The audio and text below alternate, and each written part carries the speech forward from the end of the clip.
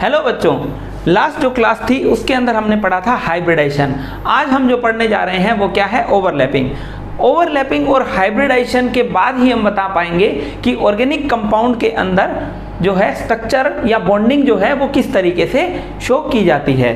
तो हाइब्रिडाइजेशन के अंदर हमने ये बात की थी कि when the orbitals having almost similar energy but having different shape they redistribute their energy and form new orbitals.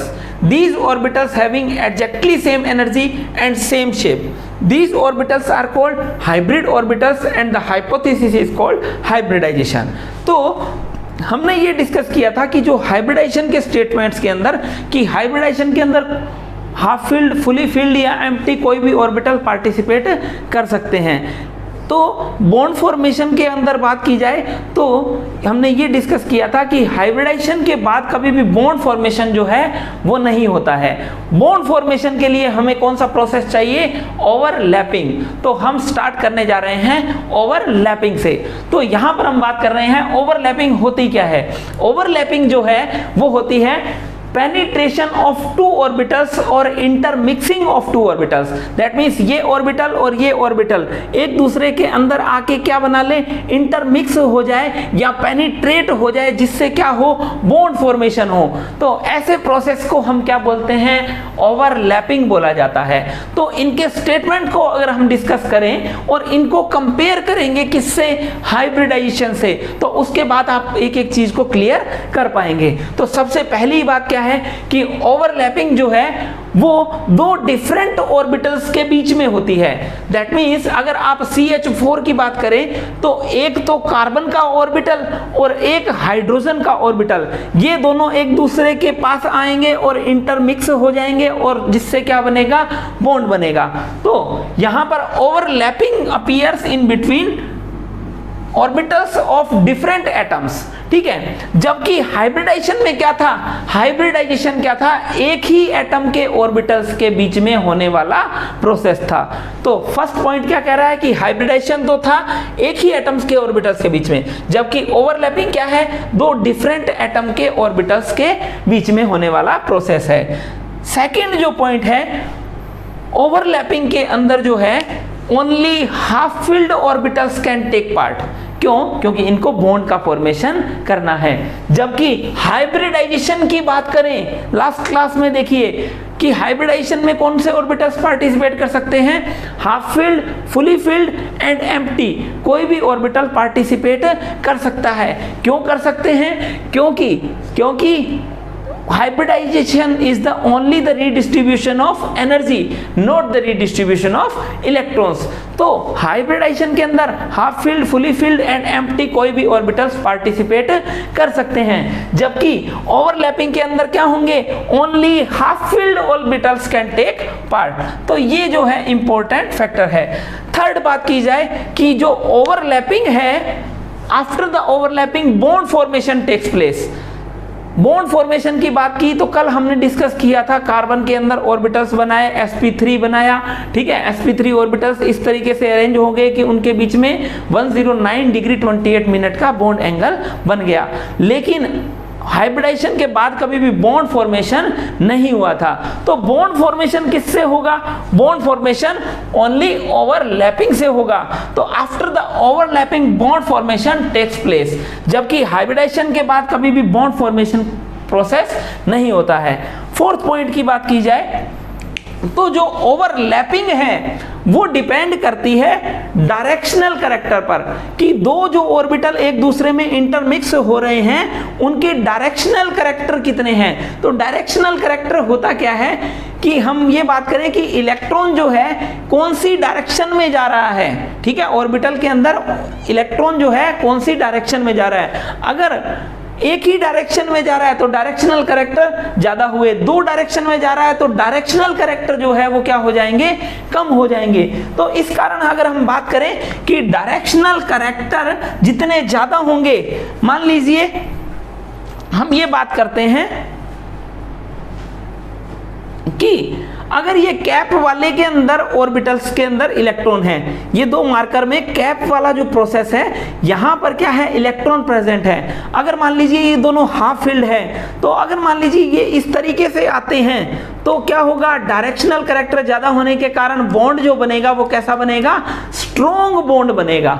ठीक बात है। जबकि अगर मान लीजिए यहां पर ये ऑर्बिटल स्फेरिकल होता तो इलेक्ट्रॉन भी इसके अंदर चारों ओर मूव करते रहते और यहां भी इलेक्ट्रॉन चारों ओर यहां करते रहते, मूव करते रहते, तो ये एक दूसरे में अच्छे से इंटरमिक्स नहीं हो पाते। दैट मीन्स जितना अच्छा पेनिट्रेशन होगा या जितना अच्छा इंटरमिक्सिंग होगा उतना ही क्या होगा, उतना ही ओवरलैपिंग बेस्ट होगा। ठीक है। दैट मीन्स अगर मैं ये बात करूं कि एस एस ऑर्बिटल और पी पी ऑर्बिटल, तो एस कैसा होता है, स्फेरिकल, और इधर वाला एस भी क्या होगा, स्फेरिकल। दूसरा अगर मैं बात करूं पी, पी इस तरीके से होता है। ठीक है। तो इन दोनों में से डायरेक्शनल कैरेक्टर किस में ज्यादा होंगे, तो पी में ज्यादा होंगे। तो पी पी के बीच में इंटरमिक्सिंग भी ज्यादा होगी और बॉन्ड भी क्या बनेगा, स्ट्रॉन्ग बनेगा। तो ये चीज आपको ध्यान में रखनी है ओवरलैपिंग के।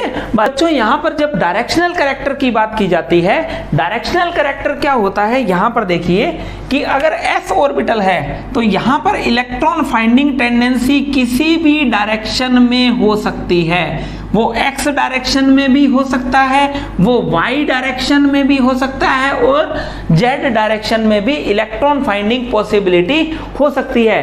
दैट मीन्स किसी एक डायरेक्शन में इलेक्ट्रॉन के पाए जाने की पॉसिबिलिटी जो है वो हम नहीं कह पाएंगे। दैट मीन्स ये तीनों डायरेक्शन में स्प्रेड हुआ इलेक्ट्रॉन्स है। तो यहां पर जो डायरेक्शनल कैरेक्टर जो है, डायरेक्शनल कैरेक्टर वो क्या हो जाएंगे, डिक्रीज हो जाएंगे। अब हम बात करें अगर p ऑर्बिटल्स की, तो px जो ऑर्बिटल है वो किस तरीके से है, देखना px ऑर्बिटल की जो लोब्स हैं वो इस तरीके से है ना। तो यहां पर px की बात की जाए तो इसके जो इलेक्ट्रॉन फाइंडिंग टेंडेंसी है वो किस में होगी, ओनली x डायरेक्शन के अकॉर्डिंग। अगर आपने y डायरेक्शन ली या z डायरेक्शन ली तो ये बीच में से कट जाएगा। दैट मीन्स आपको y और z डायरेक्शन पर इलेक्ट्रॉन प्रेजेंट नहीं होगा। ठीक है। दैट मीन्स इनकी जो लोब्स होती है px, py एंड pz, तो इनकी जो लोब्स होती है वो होती है along the axis. That means axis के अलोंग ही इनकी लोब्स होती है और इलेक्ट्रॉन कहाँ प्रेजेंट होता है, इन लोब्स के अंदर ही प्रेजेंट होता है। तो अगर आप बात करें कि px की जो लोब है वो कहां होगी, अलोंग द x एक्सिस, तो y और z डायरेक्शन की आप बात करेंगे तो ये यहां से होके निकलेगा, और अगर यहां से होके निकलेगा तो यहां पर इलेक्ट्रॉन फाइंडिंग पॉसिबिलिटी जो है वो क्या हो जाएगी, मिनिमम हो जाएगी। ठीक है। अगर मान लीजिए आप py की बात करते हैं तो इलेक्ट्रॉन फाइंडिंग पॉसिबिलिटी क्या होगी, along the y axis only। अगर आपने x और z डायरेक्शन लिया तो आपको इलेक्ट्रॉन फाइंडिंग टेंडेंसी नहीं मिलेगी। ठीक है। इलेक्ट्रॉन फाइंडिंग टेंडेंसी क्या हो जाएगी, मिनिमम हो जाएगी। यही आप pz की ओर बात करेंगे तो इसकी जो लोब्स होगी वो क्या होगी, along the axis। That means electron की स्प्रेडिंग टेंडेंसी कहां पे होगी, only along the z axis. ठीक है। Only along the z axis होगी। तो हम ये बोल सकते हैं कि y और x डायरेक्शन पे आपको इलेक्ट्रॉन की फाइंडिंग पॉसिबिलिटी जो है वो मिनिमम हो जाएगी। तो अब आप खुद ही कंपेयर कर लो इसको। आप क्या करिए, खुद ही कंपेयर करके देखिए कि s जो है उसमें इलेक्ट्रॉन कहाँ है, पूरे में किधर से ही आए, मेरी तरह गोल मटोल है। ठीक है। तो वो क्या है, x y या z कहीं से भी लो इलेक्ट्रॉन फाइंडिंग टेंडेंसी आएगी। ठीक है। दैट मीन्स वो किसी एक डायरेक्शन के अकॉर्डिंग स्प्रेड हुआ नहीं है। ठीक है। जबकि इसमें इलेक्ट्रॉन जो है ओनली एक डायरेक्शन में जा रहा है, तो यहां पर जो डायरेक्शनल कैरेक्टर होंगे वो क्या होंगे, ज्यादा होंगे। तो हम ये बोल सकते हैं कि डायरेक्शनल कैरेक्टर की बात की जाए तो हमेशा p के ज्यादा होंगे s से। ठीक है। और हम जानते हैं कि अगर ओवरलैपिंग जो है वो डायरेक्टली प्रोपोर्शनल होती है किसके, डायरेक्शनल कैरेक्टर के, ओवरलैपिंग जो है वो डायरेक्टली प्रोपोर्शनल होती है डायरेक्शनल कैरेक्टर के, तो आप ये कह सकते हैं यहां पर कि पी पी के बीच में ओवरलैपिंग है और एस एस के बीच में ओवरलैपिंग है, तो कौन सी स्ट्रॉन्ग होगी? पी पी के बीच में ओवरलैपिंग स्ट्रॉन्ग होगी। दैट मीन्स आप ये भी बोल सकते हैं यहां पर कि पी पी के बीच में जो बॉन्ड बनेगा वो कैसा होगा? स्ट्रॉन्ग बॉन्ड बनेगा। तो यहां तक की तो आपने बात कर ली। ये कौन सी बात है? ओनली अनहाइब्रिड पी ऑर्बिटल के टाइम की बात है। अब हम बात करने जा रहे हैं हाइब्रिड ऑर्बिटल्स के टाइम क्या होगा। तो आप एक चीज देखिए, वापस इस पर आते हैं हम पी पर, कि एस के तो हमने कह दिया कि डायरेक्शनल कैरेक्टर कम है। क्यों कम है? क्योंकि यह पूरी तरीके से चारों ओर स्प्रेड हुआ है। लेकिन पी की अगर बात करें तो पी कैसा है? एक ही डायरेक्शन के अलोंग स्प्रेड हुआ है, ठीक है। लेकिन इसमें इलेक्ट्रॉन ऊपर की साइड और नीचे की साइड दोनों की ओर पॉसिबिलिटी है। जबकि आप हाइब्रिड ऑर्बिटल की बात करेंगे तो हाइब्रिड ऑर्बिटल कुछ इस तरीके से होगा। तो यहां पर ऊपर क्या प्रेजेंट होता है? नोड प्रेजेंट होता है, ठीक है, जहां पे इलेक्ट्रॉन फाइंडिंग टेंडेंसी जो है वो मिनिमम होती है। तो इलेक्ट्रॉन कहां होगा? ओनली नीचे की साइड। तो हम ये बोल सकते हैं कि P के साथ कंपेयर करिए तो इसमें तो ऊपर और नीचे दोनों साइड हो सकता है, जबकि यहां पर कहां होगा? इलेक्ट्रॉन फाइंडिंग टेंडेंसी नीचे की साइड ही ज्यादा होगी। दैट मीन्स हम ये बोल सकते हैं कि इन दोनों के डायरेक्शनल कैरेक्टर को कंपेयर किया जाए तो हाइब्रिड ऑर्बिटल का डायरेक्शनल कैरेक्टर क्या आएगा बच्चे? ज्यादा आएगा। दैट मीन्स हाइब्रिड ऑर्बिटल्स होंगे वो जो मोर स्टेबल या मोर स्ट्रॉन्ग बॉन्ड बनाएंगे, ठीक बात है। जबकि अब आप बात करते हैं कि क्या हाइब्रिड ऑर्बिटल सारे एक जैसे होते हैं? नहीं, सारे हाइब्रिड ऑर्बिटल एक जैसे नहीं होते हैं। उनका क्या होता है? शेप एक जैसा होता है, लेकिन साइज एक जैसा नहीं होता है। ये हमने लास्ट क्लास के अंदर पढ़ लिया था। तो हाइब्रिड ऑर्बिटल में अगर आप बात करें कि साइज जो है वो इनवर्सली प्रोपोर्शनल होता है एस कैरेक्टर के। देखिए मैं यहां पे बना देता हूं आपको कि अगर इस तरीके से बात की जाए,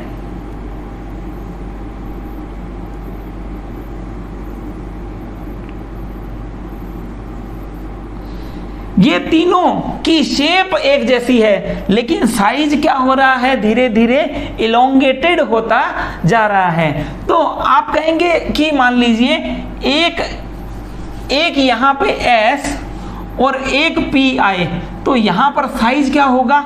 छोटा होगा। अगर दो P आए तो जैसे जैसे P ऑर्बिटल्स आते जाएंगे वैसे वैसे इलोंगेटेड ये होता जाएगा। दैट मीन्स साइज क्या होता जाएगा? इंक्रीज होता जाएगा। तो इनकी जो हाइब्रिड ऑर्बिटल की जो शेप होती है वो कैसी होती है? सेम, लेकिन इनका साइज जो है वो सेम नहीं होता है। इनका साइज कैसा होगा? जैसे inversely proportional to s character होगा। तो इनको हम ये बोल सकते हैं ये होगा sp, ये होगा sp2 और ये होगा sp3। तो हमने अभी ये पढ़ लिया कि इन तीनों का जो साइज जो है, इन तीनों का साइज जो है बच्चे वो क्या हो रहा है? इंक्रीज होता जा रहा है। sp का सबसे छोटा, फिर sp2 का और फिर sp3 का। तो अगर बात की जाए कि इन तीनों में से ज्यादा बॉन्ड फॉर्मेशन कौन करेगा? तो डायरेक्शनल कैरेक्टर या ओवरलैपिंग जो है वो इनवर्सली प्रोपोर्शनल होती है। ओवरलैपिंग जो है वो इनवर्सली प्रोपोर्शनल होती है साइज के, ठीक है। तो ओवरलैपिंग जो है इनवर्सली प्रोपोर्शनल होगी साइज के। दैट मीन सबसे छोटा साइज किसका? तो आप अगर बात करेंगे ओवरलैपिंग की यहां पर, तो ओवरलैपिंग किसकी सबसे ज्यादा होगी? सबसे ज्यादा होगी sp की, फिर sp2 की और फिर sp3 की। दैट मीन्स स्ट्रॉन्ग बॉन्ड कौन बनेगा? जहां पर ज्यादा ओवरलैपिंग होगी वो ही बॉन्ड क्या बनेगा? स्ट्रॉन्ग बनेगा। इस चीज को आपको ध्यान में रखना है। तो यहां पर बॉन्ड की स्ट्रेंथ की बात की जाए, बॉन्ड स्ट्रेंथ की बात की जाए बच्चे, तो sp का सबसे ज्यादा, फिर sp2 का और फिर sp3 का। हाइब्रिड ऑर्बिटल्स जो बच्चे होते हैं वो क्या होते हैं, उनके अंदर ज्यादा डायरेक्शनल कैरेक्टर होते हैं। हाइब्रिड ऑर्बिटल्स जो होते हैं बच्चे, उनके अंदर ज्यादा डायरेक्शनल कैरेक्टर होते हैं as compare to unhybrid orbitals. ये हमने अभी पढ़ लिया था कि अनहाइब्रिड ऑर्बिटल्स के अंदर तो क्या होगा, अनहाइब्रिड ऑर्बिटल्स के अंदर डायरेक्शनल कैरेक्टर कम होंगे, जबकि हाइब्रिड ऑर्बिटल्स के अंदर डायरेक्शनल कैरेक्टर ज्यादा होंगे। तो जो ओवरलैपिंग है वो सबसे पहले डिपेंड करती है साइज के ऊपर, दूसरा डिपेंड करती है डायरेक्शनल कैरेक्टर के ऊपर। तो अगर साइज के ऊपर डिपेंड करेगी तो जितना छोटा साइज होगा उतना ही ओवरलैपिंग क्या होगी, बढ़िया होगी। इस कारण sp की ओवरलैपिंग सबसे अच्छी होगी, फिर sp2 की और sp3 की जो ओवरलैपिंग है वो धीरे धीरे क्या होती जाएगी, कम होती जाएगी। अब देखिए, अगर मान लीजिए हाइब्रिड ऑर्बिटल्स ना हो, अनहाइब्रिड ऑर्बिटल ही ओवरलैपिंग करें, तो जितने ज्यादा डायरेक्शनल कैरेक्टर्स होंगे, जितने ज्यादा डायरेक्शनल कैरेक्टर्स होंगे उतना ही ओवरलैपिंग क्या होगा, अच्छा होगा।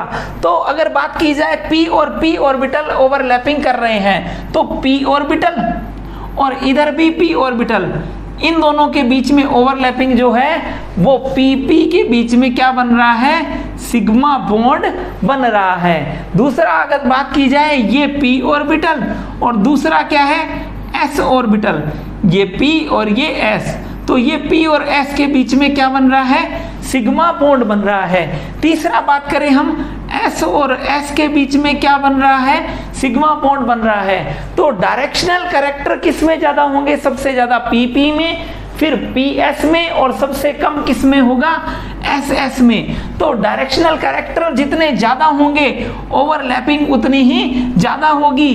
तो pp का बना हुआ बॉन्ड जो है वो क्या होगा, स्ट्रॉन्ग होगा। ये चीज आपको ध्यान में रखनी है। तो ओवरलैपिंग से रिलेटेड जो भी क्वेश्चंस हैं वो अब आप कर पाएंगे, और हाइब्रिडाइजेशन से रिलेटेड जो भी हैं वो आप कर पाएंगे। अब ये जो ओवरलैपिंग जो है उसका कॉन्सेप्ट हम पढ़ते हैं कि ओवरलैपिंग कितने टाइप से होता है।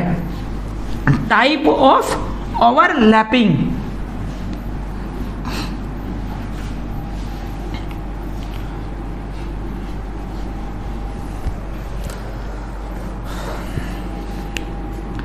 Type of overlapping.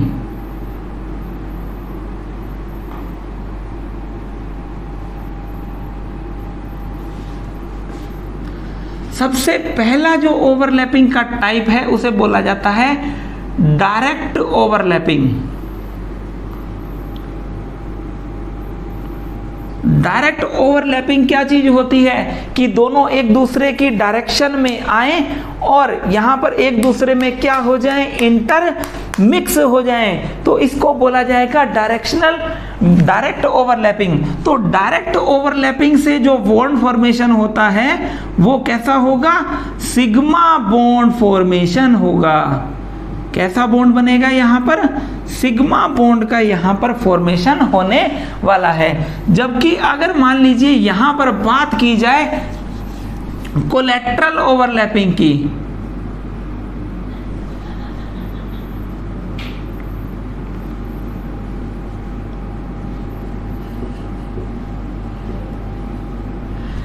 कि यहां पर बात कीजिए सिग्मा बॉन्ड कब बनेगा, जब डायरेक्ट ओवरलैपिंग होगा। कब कब, S और S के बीच में सिग्मा बन सकता है, S और P के बीच में सिग्मा बन सकता है, और P और P के बीच में सिग्मा बन सकता है। अभी हमने बना के भी दिखाया कि S और S के बीच में होगा तो ये इस तरीके से सिग्मा बॉन्ड बनेगा, S और P के बीच में होगा तो इस तरीके से सिग्मा बॉन्ड बनेगा, और जबकि P और P के बीच में सिग्मा बॉन्ड बनेगा तो यहां पर डायरेक्शनल कैरेक्टर किस में ज्यादा है, इसमें ज्यादा है, तो बॉन्ड फॉर्मेशन भी इसमें ज्यादा ही होगा।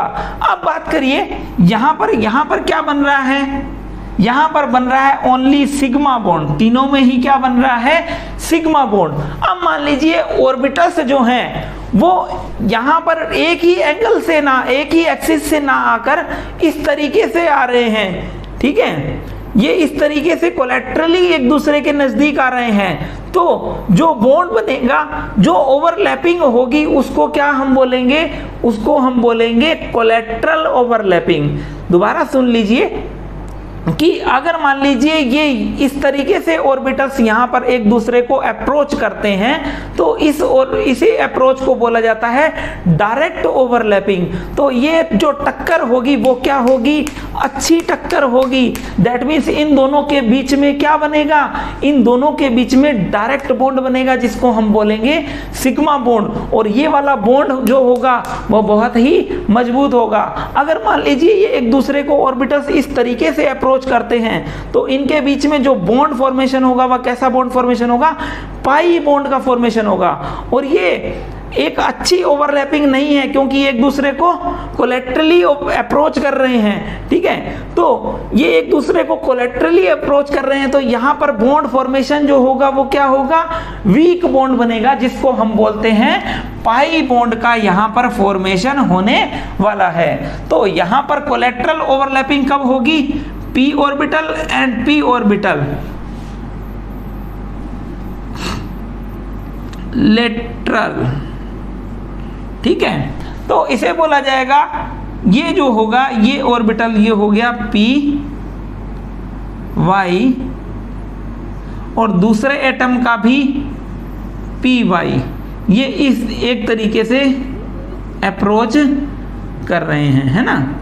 ये एक दूसरे को क्या कर रहे हैं? अप्रोच कर रहे हैं। ये भी पी वाई और ये भी पी वाई। तो इन दोनों के बीच में अब जो बॉन्ड बनेगा वो इस तरीके से बॉन्ड का फॉर्मेशन यहाँ पर होगा, तो इसे बोला जाएगा पाई बॉन्ड बोला जाएगा। तो अब आप एक चीज समझ लीजिए कि ओवरलैपिंग जो है वो क्या है? एक तो सबसे पहले क्या ध्यान रखना है आपको? ओवरलैपिंग के अंदर हाफ फील्ड ऑर्बिटल्स ही पार्टिसिपेट करते हैं। दूसरा आपको क्या ध्यान रखना है? ये क्या होंगे? कोलैटरल ओवरलैपिंग करेंगे तो बनेगा पाई बॉन्ड, और डायरेक्ट ओवरलैपिंग करेंगे तो बनेगा सिग्मा बॉन्ड। इसमें भी बॉन्ड का जो फॉर्मेशन जो है वो डिपेंड करेगा डायरेक्ट ओवरलैपिंग पर, और दूसरा डिपेंड करेगा डायरेक्शनल कैरेक्टर पर। तो यहां पर हम ये कह सकते हैं कि यहां बॉन्डिंग जो हो रही है वो मजबूत होगी। तो सिग्मा बॉन्ड जो है, स्ट्रेंथ की बात की जाए, स्ट्रेंथ, तो सिग्मा बॉन्ड की जो स्ट्रेंथ है वो क्या होगी? हमेशा ही ज्यादा होगी किससे? पाई बॉन्ड से, ठीक है। तो सिग्मा बॉन्ड की स्ट्रेंथ ज्यादा होगी। क्यों? क्योंकि यहां पर कैसा ओवरलैपिंग हो रहा है? डायरेक्ट ओवरलैपिंग हो रहा है, ठीक है। तो बच्चों अगर अब बात की जाए कि हाइब्रिडाइजेशन किस टाइप से कैलकुलेट आपको करना है, तो आप इस चीज को देखिए। यहां पर अगर मान लीजिए आप सबसे पहले आप कैलकुलेट करेंगे सिग्मा बॉन्ड। अगर मान लीजिए 4 सिग्मा बॉन्ड आते हैं टोटल, अगर 4 सिग्मा बॉन्ड आते हैं तो आप हाइब्रिडाइजेशन क्या होगा? एक S और 3 P, इसे बोला जाएगा sp3 हाइब्रिडाइजेशन। अगर मान लीजिए 3 सिग्मा बॉन्ड बनते हैं टोटल, एक एटम क्या बनाता है? 3 सिग्मा बॉन्ड बनाता है, तो हाइब्रिडाइजेशन हो जाएगा sp2। अगर मान लीजिए 2 सिग्मा बॉन्ड बनाता है तो हाइब्रिडाइजेशन हो जाएगा sp। इतना ही आपको याद रखना है, ठीक है। तो यहां पर अगर मान लीजिए इस तरीके से चारों वैलेंसीज अलग अलग हैं, तो चारों के चारों जो बॉन्ड होंगे वो कैसे होंगे? सिग्मा बॉन्ड होंगे। और सिग्मा बॉन्ड होंगे तो यहां पर सिग्मा बॉन्ड कितने हैं? 4 सिग्मा, एंड पाई बॉन्ड कितने हैं? 0 पाई बॉन्ड। तो यहां पर हाइब्रिडाइजेशन कैसा हो जाएगा? हाइब्रिडाइजेशन हो जाएगा यहां पर sp3 हाइब्रिडाइजेशन। और sp3 हाइब्रिडाइजेशन में आप जानते हैं बॉन्ड एंगल कितना होता है? 109 डिग्री 28 मिनट का बॉन्ड एंगल यहां पर होता है। और ऐसी इनकी जो शेप है वो कैसी होगी? टेट्राहेड्रल। कैसी शेप होगी? टेट्राहेड्रल इनकी शेप होगी। तो अब अगर मान लीजिए यहां पर आप जब भी एक डबल बॉन्ड गिनेंगे तो डबल बॉन्ड में क्या होगा? एक सिग्मा होगा और एक पाई होगा। और इधर क्या है? एक सिग्मा, और ये भी क्या है? एक सिग्मा। ये दोनों सिंगल बॉन्ड है। आप जानते हैं कि अगर सिंगल बॉन्ड होता है तो कैसा होगा सिग्मा। अगर डबल बॉन्ड होता है तो एक सिग्मा होगा और एक पाई होगा। अगर दो डबल बॉन्ड हो या एक ट्रिपल बॉन्ड हो तो आप क्या कहेंगे, एक सिग्मा बॉन्ड और दो पाई बॉन्ड। ठीक है, तो यहां पर जब डबल बॉन्ड है तो एक सिग्मा, दो सिग्मा और तीन सिग्मा। जब तीन सिग्मा होंगे तो यहां पर तीन सिग्मा बॉन्ड और पाई बॉन्ड कितने हैं यहां पर, एंड वन पाई बॉन्ड। ठीक है, तो यहां पर जो हाइब्रिडाइजेशन है, तीन सिग्मा है तो कैसा हो जाएगा, sp2 हाइब्रिडाइजेशन। और अब इनका sp2 हाइब्रिडाइजेशन में कल आपको बताया था कि sp2 हाइब्रिड ऑर्बिटल्स जो हैं किस तरीके से अरेंज होंगे कि इनके बीच में क्या लगे, मिनिमम रिपल्शन। तो मिनिमम रिपल्शन के टाइम sp2 हाइब्रिडाइजेशन होगा तो बॉन्ड एंगल कितना हो जाएगा, 120 डिग्री का बॉन्ड एंगल यहां पर हो जाएगा। और इनकी शेप कैसी हो जाएगी, तो इनकी शेप हो जाएगी ट्राइगोनल प्लेनर। इनकी जो शेप है वो हो जाएगी ट्राइगोनल प्लेनर शेप हो जाएगी। अब देखिए इधर तो है ट्रिपल बॉन्ड, तो एक सिग्मा, ये वाला पाई और ये वाला पाई, और इधर सिंगल बॉन्ड है तो क्या हो गया, सिग्मा। तो हाइब्रिडाइजेशन देखिएगा कि कितने सिग्मा बॉन्ड है, तो सिग्मा बॉन्ड कितने हैं, 2 सिग्मा एंड 2 पाई। तो टोटल 2 सिग्मा है तो हाइब्रिडाइजेशन कैसा हो जाएगा, sp हाइब्रिडाइजेशन। और यहां पर बॉन्ड एंगल जो है वो कितना हो जाएगा बच्चे, यहां पर बॉन्ड एंगल हो जाएगा 180 डिग्री का बॉन्ड एंगल हो जाएगा।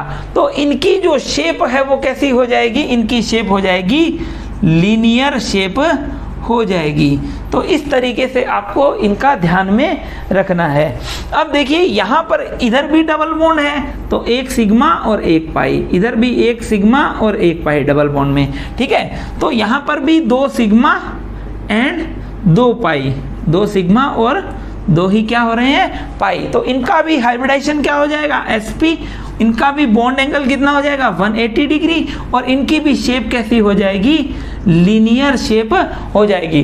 दैट मीन्स आप हाइब्रिडाइजेशन से क्या पता लगा सकते हैं, बॉन्ड एंगल का पता लगा सकते हैं, उनकी शेप का पता लगा सकते हैं। लेकिन बॉन्ड फॉर्मेशन किससे कारण होगा, बॉन्ड फॉर्मेशन होगा ओवरलैपिंग के कारण। तो इस क्लास के अंदर हम इतना ही पढ़ रहे हैं। अब इसके बाद हम मॉलिक्यूल्स की स्ट्रक्चर को बनाना स्टार्ट कर देंगे। ओके बेटा, थैंक यू।